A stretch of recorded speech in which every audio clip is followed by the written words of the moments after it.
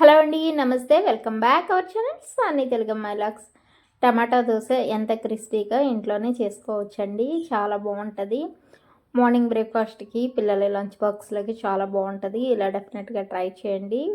1 glass మినపప్పు తీసుకున్నాను. అలాగే 2 గ్లాసు రైస్ తీసుకొని దాంట్లో కొంచెం మెంతులు, సగ్గుబియ్యాన్ని యాడ్ చేసుకొని సోప్ చేసి పెట్టుకోవాలండి. అది సోప్ అయిన తర్వాత, నానిన తర్వాత నైట్ నానపెట్టుకున్నాను. మార్నింగ్కి మిక్సీ జార్లో ఇలాగా ముందుగానే సోప్ చేసి పెట్టుకున్న దాన్ని పప్పునంతా వాష్ చేసుకొని యాడ్ చేసుకోవాలండి మిక్సీ జార్లో. తర్వాత టేస్ట్కి తగ్గట్టుగా సాల్ట్ని, అలాగే జీలకర్రను కూడా యాడ్ చేసుకున్నాను. అలాగే 2 టమాటా, 2 పచ్చిమిర్చి యాడ్ చేసుకున్నాను. కావాలంటే మీరు కరివేపాకును కూడా యాడ్ చేసుకోండి.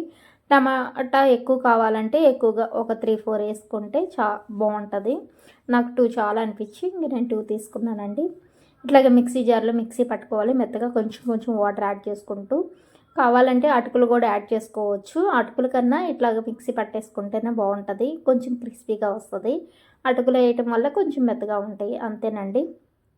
ఇట్లా మిక్సీ పట్టుకున్న తర్వాత కావాల్సిన పిండిలో కొంచెం వాటర్ యాడ్ చేసుకొని, సాల్ట్ సరిపోయిందా లేదా యాడ్ చేసుకొని, తర్వాత దోశ ప్యాన్ మీద ఇట్లా యాడ్ చేసుకోవచ్చు. కావాలంటే జీలకర్ర, ఆనియన్, పచ్చిమిర్చి అట్లా కట్ చేసుకొని అల్లం చట్నీతో కానీ పీనట్ చట్నీతో తింటే చాలా బాగుంటుంది. ఒకసారి డెఫినెట్గా ట్రై చేయండి. వీడియో నచ్చినట్టయితే లైక్ చేయండి. Thank you for watching. Take care. See next video. Bye.